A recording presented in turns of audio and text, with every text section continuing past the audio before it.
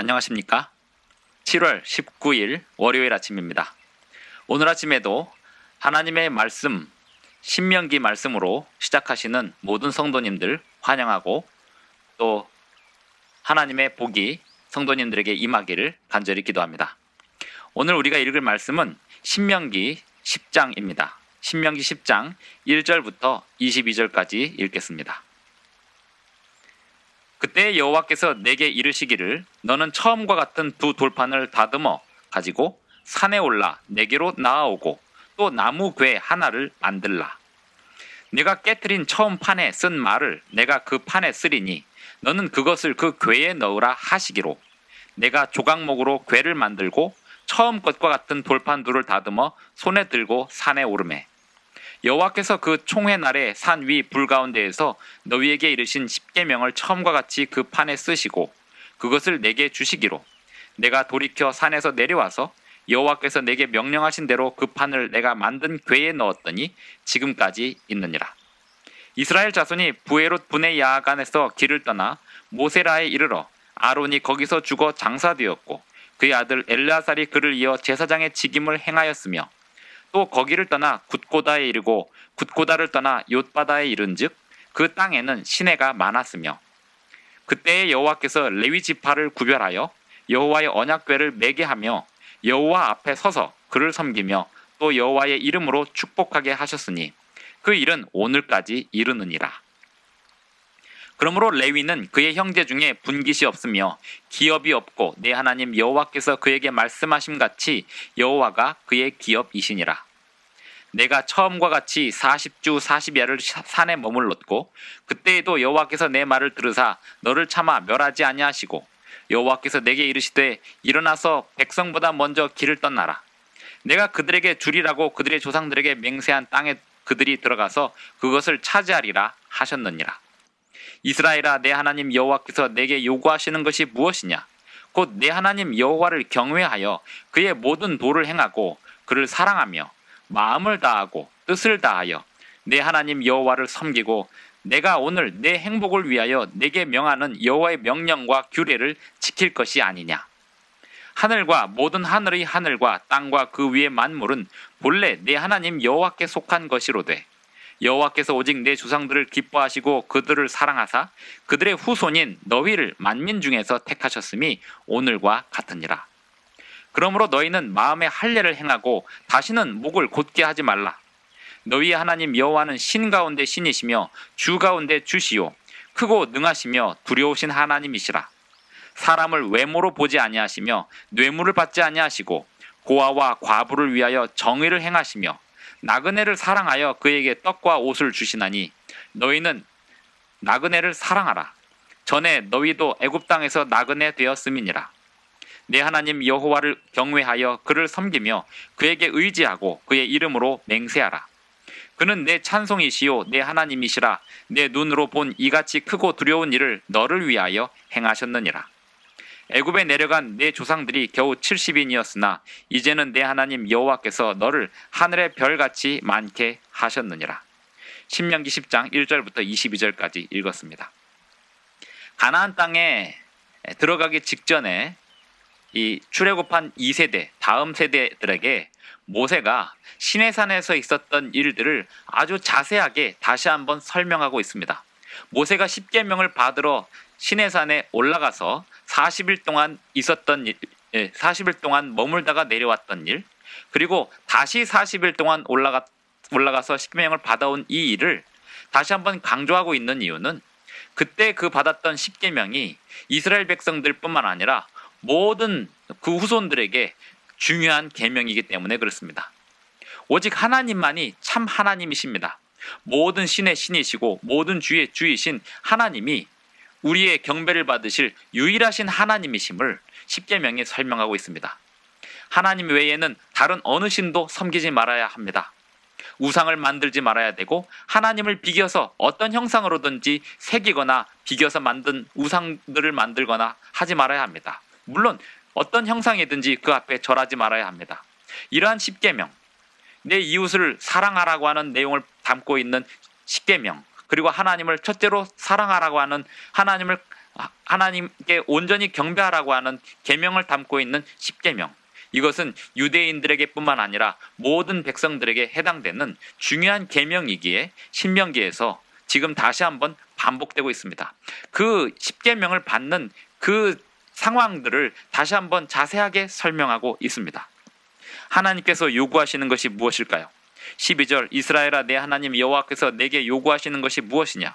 곧 내 하나님 여호와를 경외하여 그의 모든 도를 행하고 그를 사랑하며 마음을 다하고 뜻을 다하여 내 하나님 여호와를 섬기고.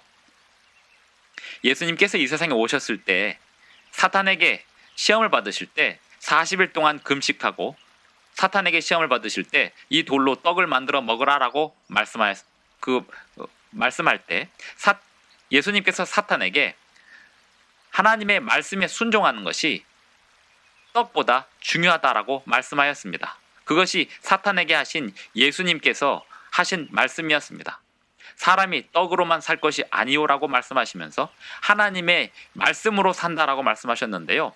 모세가 40일 동안 십계명을 받으러 올라간 40일 동안 그가 떡도 먹지 않고 물도 마시지 않으면서 초인적인 힘으로 버틸 수 있었던 것은 하나님께서 그에게 십계명을 주실 때 하나님의 말씀, 하나님의 율법, 그 율법이 사람이 먹고 마시는 그것보다 더 중요하다는 사실을, 하나님의 창조주이시고 하나님의 구원자이시기에 하나님의 말씀에 순종하는 것이 인간의 기본적인 욕구보다도 더 중요하다는 사실을 가르쳐주고 있었습니다.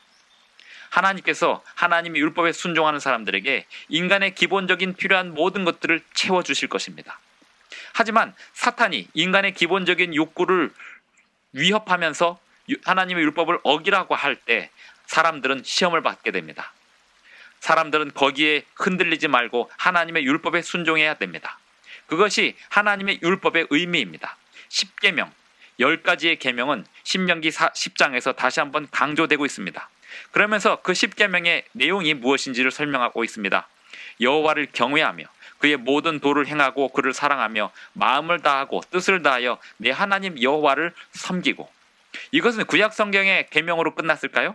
그렇지 않습니다. 마태복음 22장과 누가복음 10장을 보면 예수님께서 이 계명을 다시 한번 설명하십니다. 어떻게 하면 영생을 얻을 수 있느냐라고 하는 질문에 대하여 예수님께서 이 신명기의 말씀의 계명을 다시 한번 설명하고 계십니다. 하나님을 사랑하고 이웃을 사랑하라. 그것이 영생의 방법이다라고 말씀하십니다. 그리고 하나님을 사랑하고 이웃을 사랑하라는 그 영생의 방법은 곧 십계명을 지키는 것임을 예수님께서는 말씀하고 계십니다. 누가복음 18장에서도 말씀하고 있습니다. 이스라엘아 내 하나님 여호와께서 내게 요구하시는 것이 무엇이냐? 곧 내 하나님 여호와를 경외하여 그의 모든 도를 행하고 그를 사랑하며 마음을 다하고 뜻을 다하여 내 하나님 여호와를 섬기고. 내가 오늘 내 행복을 위하여 내게 명하는 여호와의 명령과 규례를 지킬 것이 아니냐? 오늘날 사람들은 행복하기 위하여 무엇인가를 하려고 합니다. 행복하기 위하여 인간이 무엇인가를 할 때 결국 인간이 꿈꾸는 그 행복은 도달할 수 없습니다. 하지만 아주 단순하게도 하나님의 율법에 순종하고 하나님의 창조주 되심을, 하나님의 구원자 되심을 믿고 그 말씀에 순종하면 하나님께서 주시는 행복은 어떤 인간의 노력으로도 얻을 수 없는 그 행복이 있습니다. 행복은 어떤 상태가 아닙니다. 행복은 날마다 주시는 하나님의 은혜입니다. 14절 하늘과 모든 하늘의 하늘과 땅과 그 위의 모든 만물은 본래 내 하나님 여호와께 속한 것이로되 여호와께서 오직 내 조상들을 기뻐하시고 그들을 사랑하사 그들의 후손인 너희를 만민 중에서 택하셨음이 오늘과 같으니라. 왜 그들을 만민 중에서 택하셨을까요? 그들을 통하여서 하나님의 율법이 온 세상에 증거되기 위함이었습니다. 그러므로 너희는 마음의 할례를 행하고 다시는 목을 곧게 하지 말라. 너희 하나님 여호와는 신 가운데 신이시며 주 가운데 주시오 크고 능하시며 두려우신 하나님이시라. 사람을 외모로 보지 아니하시며 뇌물을 받지 아니하시고 고아와 과부를 위하여 정의를 행하시며 나그네를 사랑하여 그에게 떡과 옷을 주시나니 너희는 나그네를 사랑하라. 전에 너희도 애굽 땅에서 나그네 되었음이니라. 내 하나님 여호와를 경외하여 그를 섬기며 그에게 의지하고 그의 이름으로 맹세하라. 그는 내 찬송이시요 내 하나님이시라. 내 눈으로 본 이같이 크고 두려운 일을 너를 위하여 행하셨느니라. 우리가 이 세상에서 사탄의 시험을 받을 때마다 항상 기억해야 될 것은 하나님의 당신의 백성들을 위하여 행하신 일들을 기억해야 합니다. 왜일까요? 하나님께서 당신의 백성들을 위하여 행하신 일들은 창조주만이 하실 수 있는 일들이었습니다. 창조주만이 온 세상을 다시 창조하실 수 있습니다. 창조주만이 사람을 죽음에서 다시 살리실 수 있습니다. 온전히 사람을 온전히 구원할 수 있는 그 창조주의 능력을 믿는다면 하나님의 율법을 온전히 순종할 수 있습니다. 너희가 나를 사랑하면 나의 계명을 지키리라. 요한복음 13장 14절에 말씀하고 있습니다. 하나님께서는 오늘도 당신의 백성들을 경영하고 계시며 당신의 백성들에게 당신의 율법을 지키라고 명령하고 계십니다. 모든 백성들은 하나님이 이루신 구원에, 그 놀라운 구원에 감사함으로 참여하면서 그 구원을 누리고 지키며 사람들에게 나눠줄 때 하나님의 율법과 하나님의 계명, 그것에 순종함으로써 사람들에게 본이 되어야 하겠습니다. 오늘도 이 세상에 사탄이 지배하는 이 세상에서 하루하루를 살아가면서 하나님의 율법에 순종하고 성령님의 인도하심에 온전히 순종함으로 승리하시는 저와 여러분이 되기를 바라면서 오늘 아침 신명기 10장 낭독을 마치겠습니다. 내일 아침 신명기 11장에서 다시 뵙겠습니다. 기도하겠습니다. 하늘에 계신 우리 아버지, 오늘도 우리에게 새 아침을 주셔서 감사합니다. 이 시간 우리에게 주시는 교훈을 따라서 우리에게 말씀에 순종할 수 있는 굳건한 믿음을 주시고 아버지께서 우리를 위하여 행하신 놀라운 구원의 역사를 기억하겠사오니 우리를 붙들어 주시옵소서. 예수님의 이름으로 기도드리옵나이다. 아멘. 네, 감사합니다. 오늘도 행복한 하루 되시기 바랍니다.